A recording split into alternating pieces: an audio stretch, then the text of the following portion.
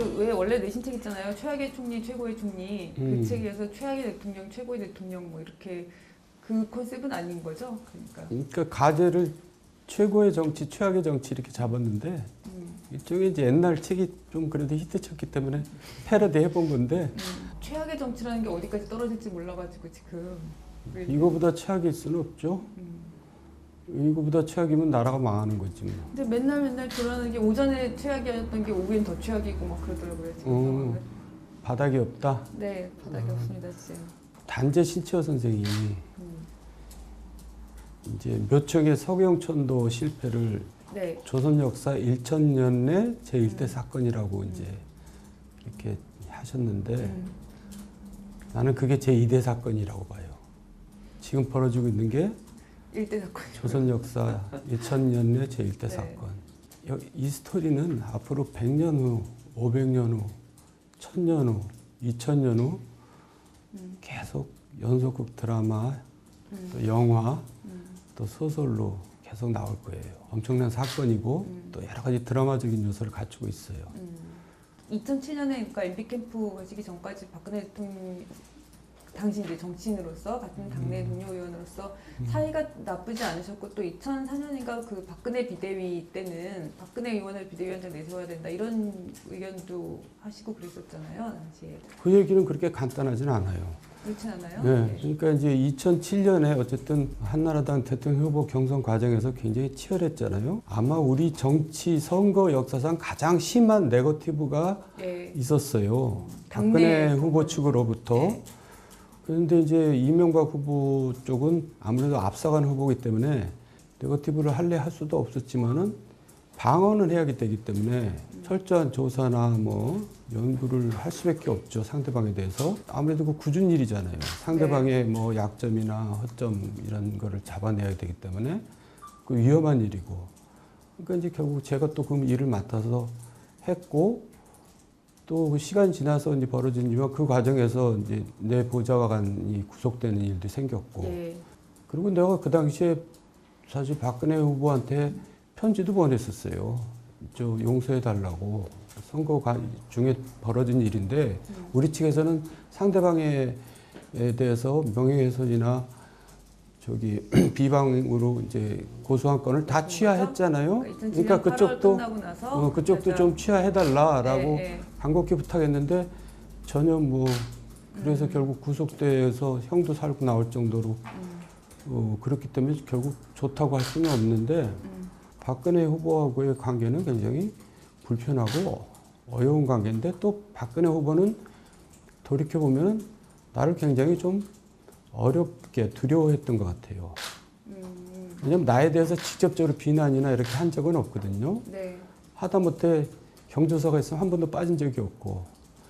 그 이유는 네. 내가 본인을 너무나 잘 알고 있다는 사실을 알기 거죠. 때문에 그렇게 했던 것 같아요.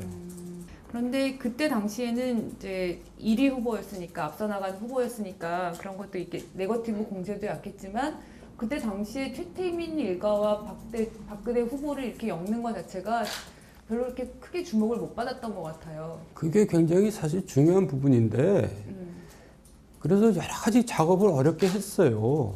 왜냐하면 과거의 자료들을 확보하기도 힘들었고 또 진술인들을 또 설득하기도 힘들었고 진술인들이 굉장히 두려워해요. 그런 내용을 다 잘 아는 사람들이.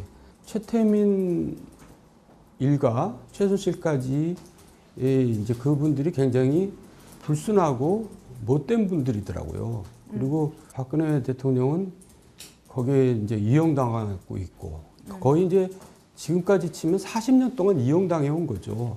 근데 정작 박근혜 대통령 본인은 그분들을 철석같이 믿고 있는 거예요. 그것도 거의 뭐 신적으로. 최태민에 대해서 비난만 하면 항상 반응이 뭐라고 하면 천벌을 받을 것이다라는 반응이 항상 나오거든요. 네. 후보 입에서 네, 그러니까 아니 저렇게 우리 상식적인 눈으로 보면은 굉장히 못됐고 불순한 사람들인데 거기 이용당하고 있는데 그런 분이 대통령이 되면은 이 나라가 어떻게 될까 걱정이 당연히 되잖아요. 최근에 얘기가 많이 됐던 조순재 씨 같은 경우도 그러니까 새누리당의 의붓 아들 조순재 씨가 정윤회의 전신이라고 보면 돼요. 그러니까 네. 최태민이 살아있을 때 최태민과 박근혜 사이에서 일을 했던 사람이 조순재고 최태민 사후에 최순실과 박근혜 사이에 일을 했던 사람이 정윤회죠. 그러니까 정윤회는 제2의 조순재라고 볼 수가 있고 조순재는 전신, 정윤회의 전신이라고 볼 수 있는데 그 조순재 씨가 이제 나와서 새누리당 강재석 대표 앞으로 진전서를 냈죠. 탄원서를. 네. 이런 사람이 대통령이 되면 안 됩니다. 근데 그것도 언론에 거의 싣지 않았어요. 예. 근데 그건 나도 참 지금도 굉장히 미스테리예요. 근데 그때 당시에 그러니까 그 MB 캠프 장광근 대변인이 논평을 보면 박근혜 대통령이 되면 최태민 일가의 국정농단이 우려된다. 그리고는 과거 완료가 아니다. 앞으로 현대진영 미래진영이 될 것이다. 이런 얘기를 했었거든요. 최태민 사후에도 그들의 일가가 어떻게 영향을 끼치고 있다라고 하는 것들에 대해서 그 어느 정도까지 알고 있었나요? 그러면? 아주 세세하게 알고 있었죠. 왜냐하면 후보 청문회 할 때 이제 우리 측 질문자가 이제 박근혜 후보한테 질문을 했어요. 조순재 씨를 아십니까? 했더니 박근혜 후보가 모릅니다라고 대답을 합니다. 네. 저도 그때 TV를 보고 있다가 거의 기절할 뻔했는데 그 얘기는 뭐냐면 10년 후에 정윤회 씨를 아십니까? 그랬는데 모릅니다라고 한 거랑 똑같은 거거든요. 그래서 우리가 확신하게 된 거죠. 우리가 그동안 조사했던 거, 진술 들었던 내용들이 아, 다 사실이구나. 그렇지 않고서 왜 이렇게 부정을 하겠어요. 어? 당당하면 그걸 긍정을 해야지. 그러니까 원칙과 신뢰의 정치인이라고 믿어왔는데 그렇게 그냥 너무나 뻔한 거짓말을 하신 거예요. 조순재 본인도 그걸 보고 너무 놀란 거예요. 충격을 먹었던 거예요. 네, 충격을 먹고 결국 이제 사실 저희 캠프로 찾아온 거죠. 내가 너무나 잘하는데 네. 이 사람은 큰일 날 사람입니다. 대통령 될 수가 없습니다. 대통령 되면 큰일 납니다. 나라가 망합니다. 그 구체적인 어떤 그 안 되는 뭐 이런 이유들 같은 것도 있겠지만 그때 당시에 검증하시면서 박근혜는 어떤 인물이다 이렇게 생각이 되셨나요? 그 누가 봐도 좀 천하고 못되고 불순한 사람들에 둘러싸여 있는데 더군다나 그 사람들 철석같이 믿고 있고 또 그 사람들한테 철저히 이용당하고 있으면서 이용당하고 있는 사실 자체도 모르면은 그거는 죄송한 말이지만은 철이 없는 거잖아요. 근데 일국의 지도자가 더군다나 우리 같이 큰 나라의 지도자가 철이 없어서 되겠어요? 그러니까 철이 우리가 든다 이런 얘기는 여러 가지 의미가 있지만은 이제 사리 구분을 한다는 거 아니겠어요? 세상살이에. 그러니까 세상살이에 너무나 구분을 할 줄 모르시더라고요. 사람 구분을 못하고 이제 균형 감각이 없고. 그러니까 한쪽 말만 듣고 세상 일을 판단하면은 그게 철이 없는 거잖아요. 근데 지난번에 문체부 무슨 승마 때문에 공무원들 사건 보면은 나쁜 사람들 뭐 하여간 한쪽 말만 듣고 그거에 대해서 동조하지 않은 나쁜 사람들이 돼버리고 그렇게 해가지고 국정 운영을 하면은 그 결과는 뻔한 거죠. 지금 드러난 거 말고도 그 당시에 느끼셨던 어떤 한 사례 같은 것들이 있나요? 이건 정말 안 그러니까 인상적인 사례? 예, 굉장히 이제 일단 추상적으로 표현하면 폐쇄적이고 권위적이잖아요. 예. 그러니까 정말 뭐든지 신비에 쌓여 있어요. 아니 대통령 후보라면은 모든 게 낱낱이 다 공개되잖아요. 근데 여기는 그냥 너무나 모든 게 다 꽁꽁 묶여져 있고 베일에 쌓여 있고 일국의 지도자가 그렇게 해서 지도자가 된다는 것은 좀 뭐라고 해야 될까요? 굉장히 위험한 거죠. 국민들이 다 알고 검증이 돼야 되는데 집도 나중에는 공개됐지만 그 집을 들어가려면은 뭐 CCTV가 너무나 많고 최순실 일가의 건물들에 접근해 보면은 알겠지만 CCTV 투성이에요.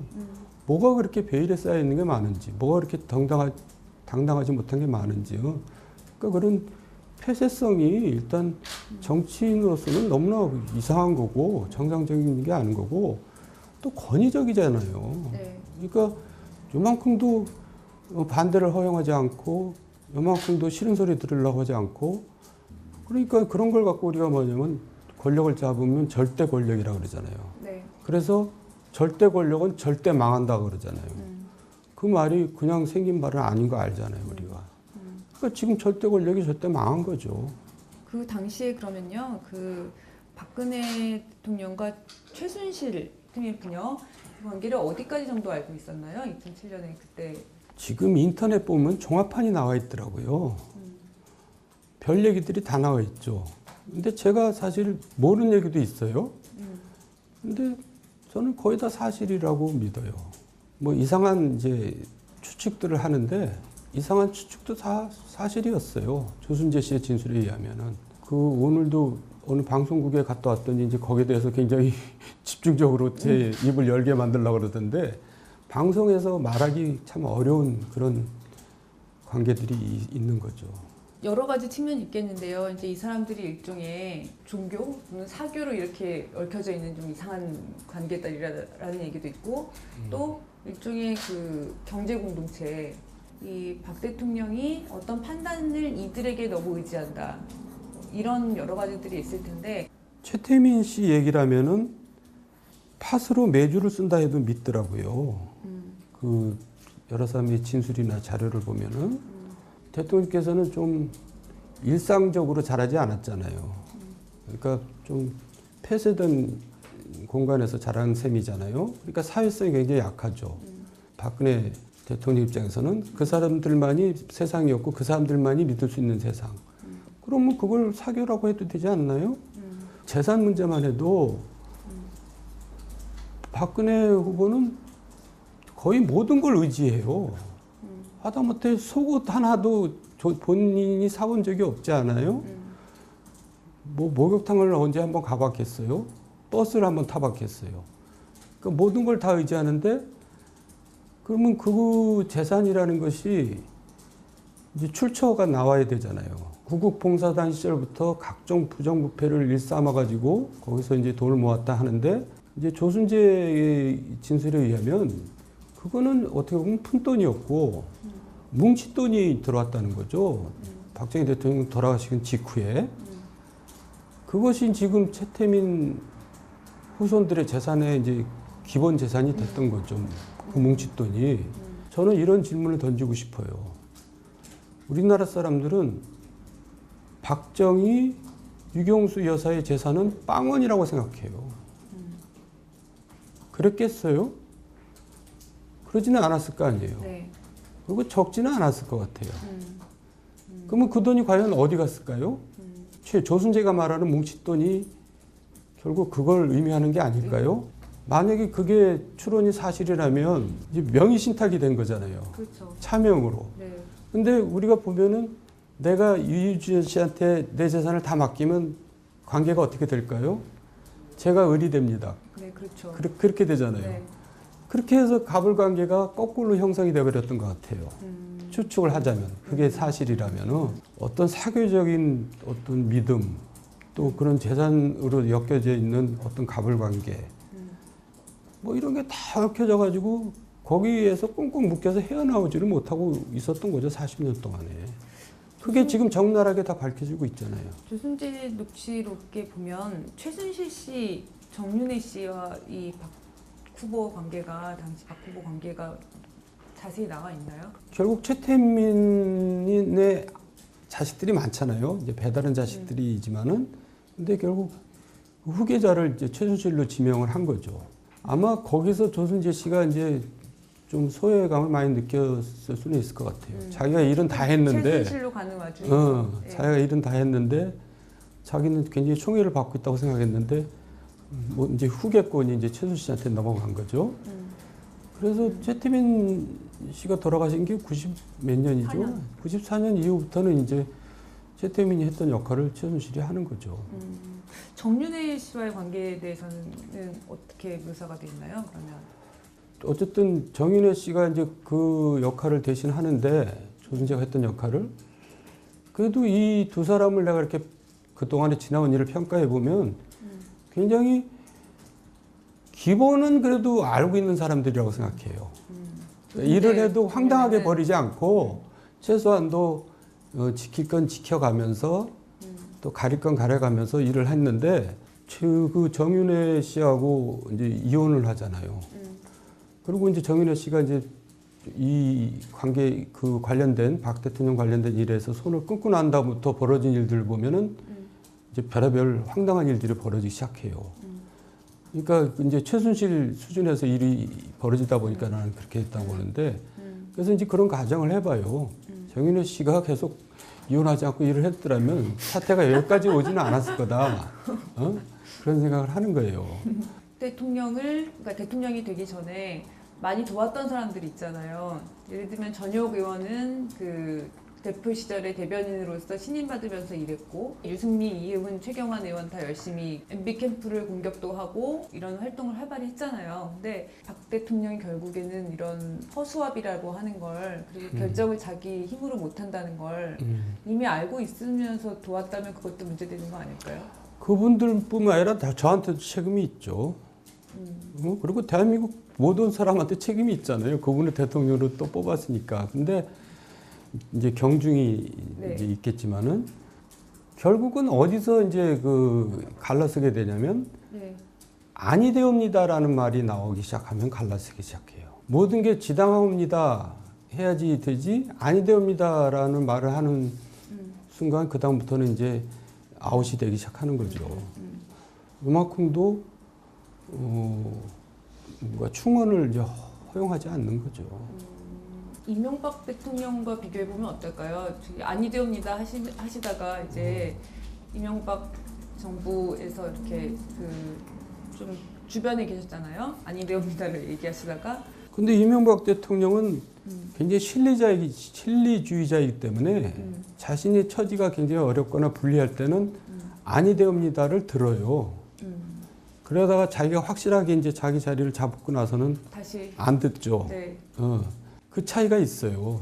근데 박근혜 대통령은 자기가 불리할 때도 이제 거의 안 듣는 편이죠. 정두원 의원께서는 이제 박근혜가 어떤 사람인지를 아셨는데 이명박 대통령도 아나요? 또는 알고 있었나요?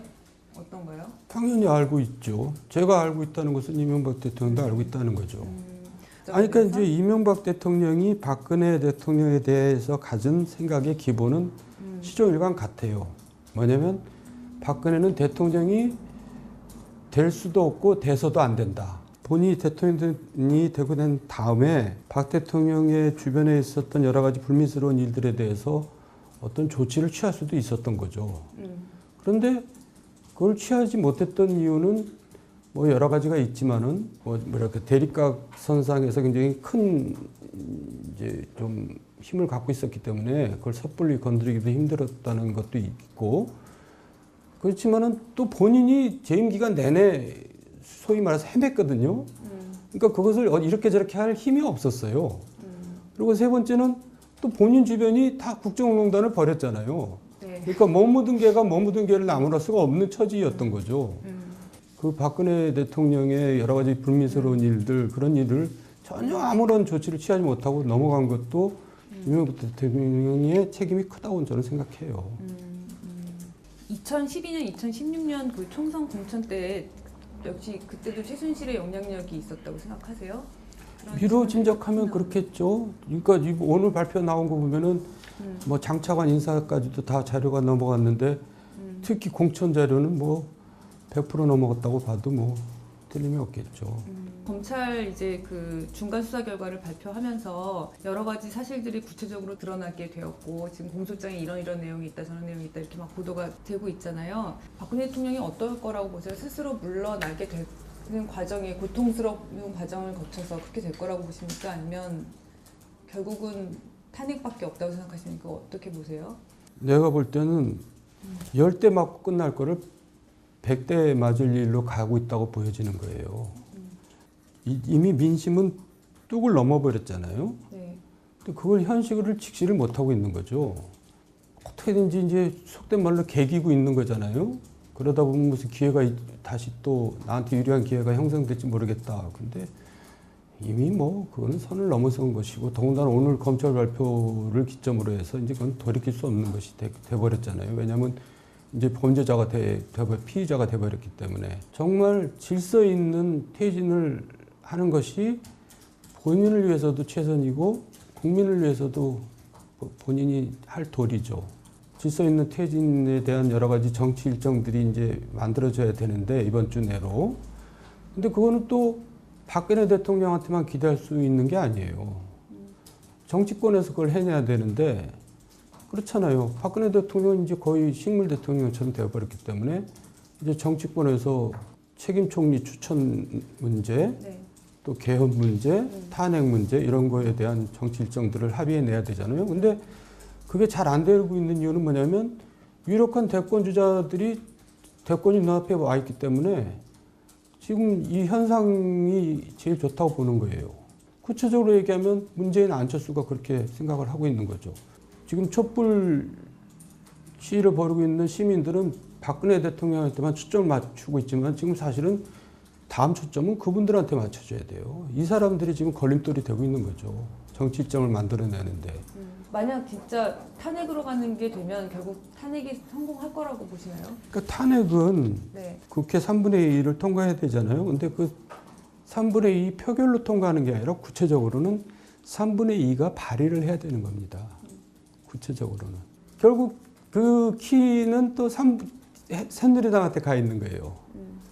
그러니까 새누리당이 지금 이러지도 못하고 저러지도 못하고 있으니까 야당도 자신이 없고 그러니까 섣불리 거기 이제 나서지 못하고 있는데 그래서 이제 새누리당이 쪼개지든지 입장을 분명히 밝히든지 그래야 되는데 지금 이정현 대표가 그 이제 걸림돌이 되고 있잖아요. 결국 이제 그것을 흔들기 위해서 몇몇이 일단 선도 탈당을 한다는 거 아니에요? 네. 예, 그래서 이제 계속 탈당을 유도해서 결국 3분의 2 선을 확보를 해서 탄핵 절차를 가겠다. 그것도 굉장히 중요한 지점이죠. 좀 더 힘을 모아가지고 이제. 아니, 힘을 모아서는 아니에요. 뭐 그 힘을 꼭 모을 필요는 없어요. 일단 용기 있는 사람들이 나와서 이제 뭘 움직임이 자꾸 이게 정치도 이제 상상력을 가지고 창조해 내야 되거든요. 그러니까 계산적으로만 비즈니스처럼 해가지고 무슨 정치라고 할 수가 없잖아요. 그러니까 용기 있는 사람들이 나와서 그것을 선도 탈당을 해서 추가 탈당을 유도해내고 그러면서 일을 만들어내야죠.